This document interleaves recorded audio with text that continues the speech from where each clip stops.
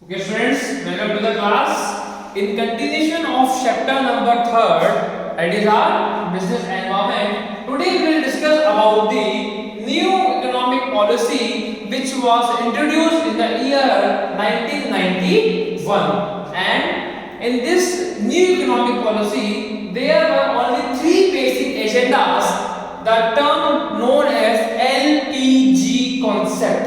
LPG stands for liberalization, privatization and globalization, as you can see here. Now what is liberalization? देखिए, before 1991 there was a very strict compliance, कह लीजिए कि बहुत ज्यादा strictness थी in entering of private player in the market. Private player को बहुत ज्यादा रेस्ट्रिक्शन थी कि वो मार्केट में अपनी कंपनीज को एस्टेब्लिश कर सके. In the new economic policy of 1991, government has made the liberal policies for issuing the licenses. दो हुआ काम, remove restrictions in licensing. उन्होंने सबसे पहले तो लाइसेंस देने के लिए जो उनकी रेस्ट्रिक्शंस थी उसको हटा दिया. दूसरा, give more freedom. आप मार्केट में अपने बिजनेस को कर सकते हो, उसके लिए उन्होंने आपको freedom they the with a certain restrictions. वो सर्टेन रेस्ट्रिक्शन क्या थी बच्चों? सबसे पहला आर्म्स एंड एम्यूनिशन. मतलब गवर्नमेंट ने ये कहा कि आप आर्म्स एंड एम्यूनिशन का लाइसेंस गवर्नमेंट से नहीं ले सकते because it is in the complete control of defence. ये डिफेंस के अंडर में है, इसके लिए गवर्नमेंट आपको आर्म्स एंड एम्यूनिशन का लाइसेंस नहीं देगी. ऐसे अगर हम बात करते हैं दूसरा था रेलवे. गवर्नमेंट ने कहा railway department will be under the control of government only. मतलब आप रेलवे का परमिशन या लाइसेंस गवर्नमेंट से नहीं ले सकते. इसमें जो मेजर चेंजेस हुए वो सबसे पहले तो हुआ टेलीकॉम इंडस्ट्री में. देखिए, इससे पहले 1991 से पहले सिर्फ और सिर्फ एक ही कंपनी होती थी, उसका नाम था BSNL, भारत संचार निगम लिमिटेड. बट आफ्टर दैट बहुत सारी कंपनीज आ गई, जैसे कि हमारे पास सबसे पहले आया रिलायंस, फिर आया हमारे पास आइडिया, फिर आया हच जिसको हम बोलते हैं वोडाफोन, उसके बाद आपका आ गया एयरटेल. तो ऐसे करके नई नई कंपनीज आगे चली गई जिन्होंने टेलीकॉम इंडस्ट्री को टेक ओवर कर लिया. दूसरे नंबर पर अगर हम बात करते हैं पोस्टल डिपार्टमेंट की, पहले सिर्फ एक ही चलता था, उसका नाम था स्पीड पोस्ट, जिसका जो इंडियन पोस्ट ऑफिस का है. लेकिन अब क्या आ गए आपके प्राइवेट प्लेयर जैसे DTDC और पुष्पक कोरियर. ये क्या है? ये नए प्राइवेट प्लेयर्स हैं जो आपको सर्विसेज प्रोवाइड करवाते हैं. लेकिन इन सब लोगों को अपने बिजनेस को मार्केट में ऑपरेट करने की परमिशन कहां से मिली? इंडियन गवर्नमेंट से. कब मिली? जब न्यू इकोनॉमिक पॉलिसी 1991 इंट्रोड्यूस हो गई और उसके अंदर लाइसेंस ऑब्टेन करने की जो पॉलिसी वो बहुत ज्यादा लिबरल हो गई, मतलब कि आसान हो गई, ज्यादा इसमें रेस्ट्रिक्शन अब नहीं रही. सेकंड नंबर पे जो कॉन्सेप्ट आया वो आया प्राइवेटाइजेशन. जैसे कि मैंने आपको बताया कि इससे पहले 1991 की इकोनॉमिक पॉलिसी से पहले हमारे इंडियन मार्केट में सिर्फ पब्लिक एंटरप्राइजेस का ही राज था, मतलब सिर्फ पब्लिक एंटरप्राइज चलती थी. But after this policy all the segments were diverted in the private sector.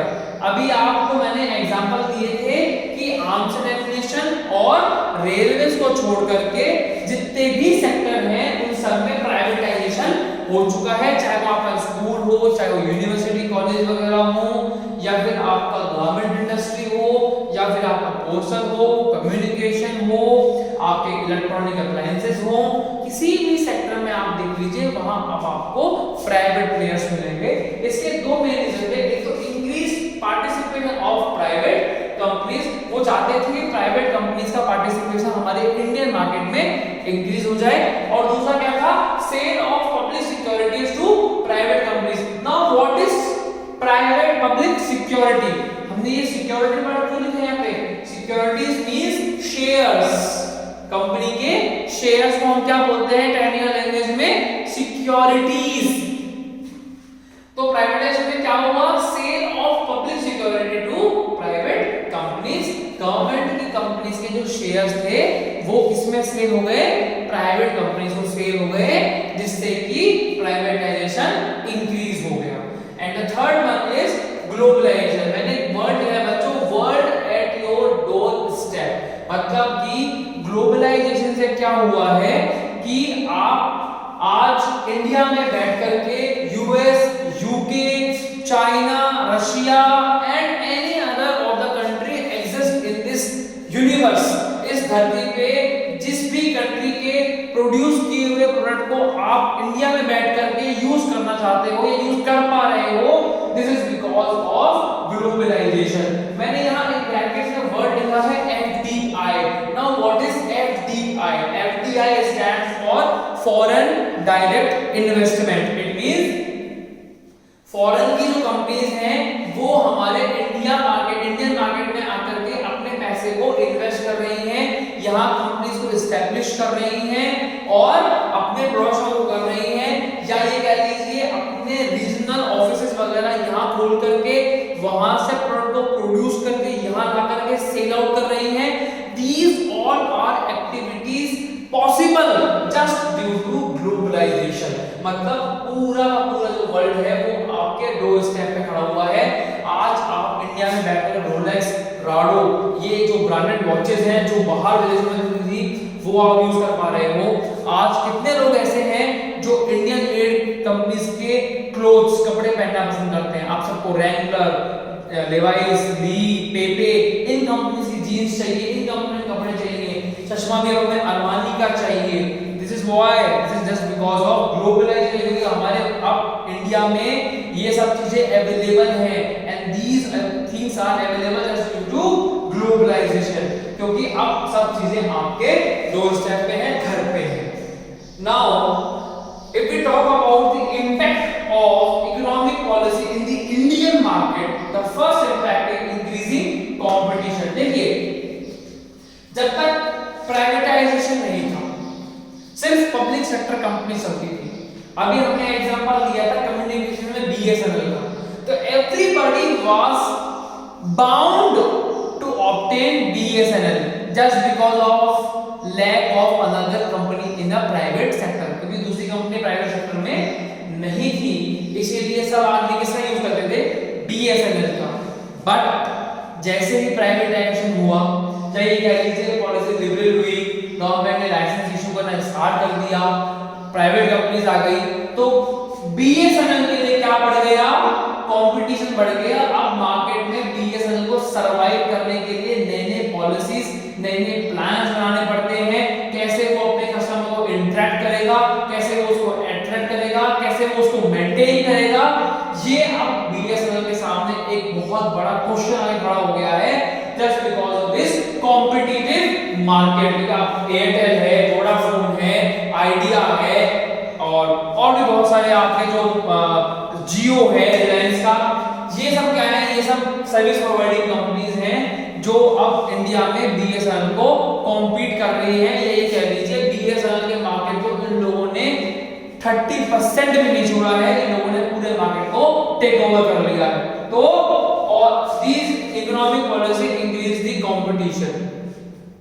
Second we are having is more demanding customer. जैसे ये ग्लोबलाइजेशन हुआ तो अब कस्टमर क्या हो गया है, बहुत ज्यादा डिमांडिंग हो गया है, उसको नए अपडेटेड टेक्नोलॉजी वाले प्रोडक्ट को यूज करने में मजा आने लगा है, या ये कह लीजिए उसको अपने जो क्या बोलते हैं सराउंडिंग है उसमें अपने आप को यूनिक लगाने के लिए, यूनिक दिखाने के लिए अलग अलग तरीके के एट्रैक्टिव प्रोडक्ट यूज करने में उसको अब अच्छा लगने लगा है।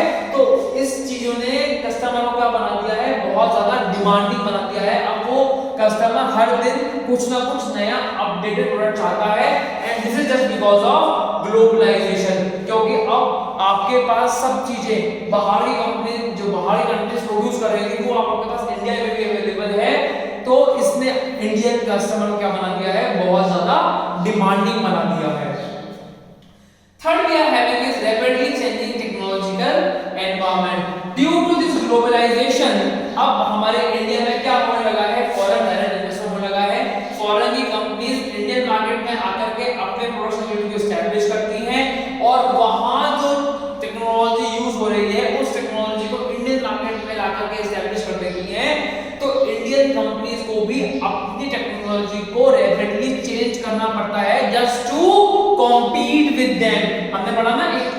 कंपटीशन, तो just to compete with them Indian market के जो प्लेयर्स हैं उनको अपनी टेक्नोलॉजी को रैपिडली चेंज करना पड़ता है ताकि वो फॉरेन कंपनीज की जो मशीनरीज हैं उनसे बने हुए प्रोडक्ट से कॉम्पीट कर सके।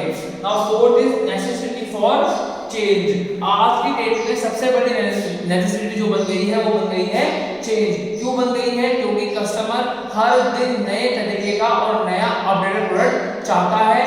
अगर आप चेंजेस अपनी कंपनी की पॉलिसीज वगैरह में नहीं करोगे तो आप अपने कंपनी को बहुत जल्दी बंद करवा दोगे। क्यों करवा दोगे? क्योंकि कस्टमर तो हर दिन नया चाहता है प्रोडक्ट, और अगर आप अपने उन्हीं प्लान अपनी उन्हीं पॉलिसीज पे चलते रहोगे तो कस्टमर आपके प्रोडक्ट को छोड़ करके दूसरी कंपनी के प्रोडक्ट पे स्विच कर जाएगा। आप पहले देखिए बीएसएनएल में जो इंटरनेट पे काम होते थे वो बहुत ज्यादा कॉस्टली आया करते थे। क्यों आते थे? क्योंकि उस समय कोई दूसरा कंपटीशन नहीं था। लेकिन जैसे ही कंपटीशन इंक्रीज हुआ और बीएसएनएल को लगा कि अब हम लोग मार्केट से आउट हो जाएंगे, तो बीएसएनएल ने भी नए नए प्लान्स इंट्रोड्यूस करना स्टार्ट कर दिया ताकि हमारे जो एग्जिस्टिंग कस्टमर्स हैं वो हम लोगों को रिलीव नहीं करें, वो हम लोगों को छोड़े नहीं। Fifth is need for developing human resources. अभी इकोनॉमिक पॉलिसीज को इंप्लीमेंट करने का सबसे बड़ा रीजन जो था वो ये था ह्यूमन रिसोर्सेज को डेवलप करना। क्यों? क्योंकि अब हमें जब नए नए टेक्नोलॉजी वाले प्रोडक्ट को यूज करवाना है अपने रिसोर्सेज से, कौन? ह्यूमन रिसोर्सेज, तो उनका डेवलपमेंट भी बहुत ज्यादा जरूरी है। हमने कहा ना रैपिडली चेंजिंग टेक्नोलॉजिकल एनवायरनमेंट, तो टेक्नोलॉजी जब चेंज हो रही है तो आपको क्या नीड है? ह्यूमन रिसोर्स को डेवलप करने की। अब वो डेवलप कैसे होते हैं? By imparting training. उन लोगों को ट्रेनिंग करवा करके उन लोगों के स्किल्स को इंप्रूव करके you can develop your human resource. Next is market orientation. देखिए अगर अब आप मार्केट को सर्वे किए बिना, मार्केट को स्टडी किए बिना अगर आपने अपने प्रोडक्ट प्रोड्यूस कर दिए और वो कस्टमर के डिमांड लिस्ट में नहीं है, then you will be in the loss. पहले कंपनी जो बनाती थी कस्टमर उनको परचेज कर लेते थे, but due to this privatisation and globalisation now customers are having their wider range of choice. अब कस्टमर के पास बहुत सारी चॉइसेस हैं। अगर आप वो प्रोडक्ट नए टेक्नोलॉजी के अकॉर्डिंग प्रोड्यूस नहीं कर पाओगे तो वो दूसरी कंपनी के प्रोडक्ट पे स्विच कर जाएंगे। तो you need to do market orientation. आपको मार्केट का सर्वे करना पड़ेगा कि मार्केट में कस्टमर की क्या डिमांड है, उसकी क्या चॉइस है, उसको क्या प्रोडक्ट से नया अपडेटेड चाहिए। जब तक आप वो नहीं करोगे आपके प्रोडक्ट कस्टमर्स को सूट नहीं करेंगे, वो उसको नहीं खरीदेंगे। And next one is loss of budgetary support to public sector. Private companies जब से आई हैं सबसे बड़ा जो लॉस हुआ है वो किसको हुआ है? पब्लिक सेक्टर को हुआ है। क्यों? क्योंकि पब्लिक सेक्टर के प्रोडक्ट्स को कस्टमर अब परचेज नहीं करना चाहता, क्योंकि प्राइवेट कंपनी हर दिन अपनी टेक्नोलॉजी को अपडेट करती है, अपनी पॉलिसीज को बदल देती है। वो 100% कस्टमर के अकॉर्डिंग चलते हैं। वो ये सोचते हैं कि हमारा कस्टमर सबसे ज्यादा सैटिस्फाइड होना चाहिए। तो अब उन लोगों के जब प्रोडक्ट नहीं बिकते हैं तो किसको लॉस हो? क्या लॉस होता है? बजटरी लॉस होता है। किसको? पब्लिक सेक्टर को। And the last is export a method of survival. अगर आज आपको अपने बिजनेस को मार्केट में सर्वाइव कराना है तो उसका एकमात्र तरीका है एक्सपोर्ट। आप जब तक फॉरेन करेंसी अपने इंडिया मार्केट में लेके नहीं आओगे तो आपको प्रॉब्लम हो जाएगी। क्यों? क्योंकि हमारे यहाँ पर इंपोर्ट भी हो रहा है और हमारी करेंसी यहाँ से फॉरेन मार्केट में जा रही है, जिससे हमारी इकोनॉमी इनबैलेंस हो सकती है। तो उस इकोनॉमी को बैलेंस रखने के लिए आपको भी एक्सपोर्ट करना होगा, जिससे फॉरेन करेंसी भी इंडियन मार्केट में आ सके और आपके प्रोडक्ट को बिकने से फॉरेन में आपके प्रोडक्ट की डिमांड इंक्रीज हो सके। ऐसे बहुत सारे बिजनेस हैं जिनकी डिमांड फॉरेन में बहुत ज्यादा है। से for example handicraft business of India. India का जो हैंडीक्राफ्ट बिजनेस है वो फॉरेन में बहुत ज्यादा डिमांड में रहता है। Agriculture products of India are also in the very high demand in foreign nations. तो हमें इन दोनों चीजों पे वर्क करना चाहिए और इनका ज्यादा से ज्यादा एक्सपोर्ट करना चाहिए. So this is about the economic policy which have been introduced in 1991. What is this? LPG, liberalization, privatization and globalization, and these are the impact of this economic policy in the Indian market. Thank you.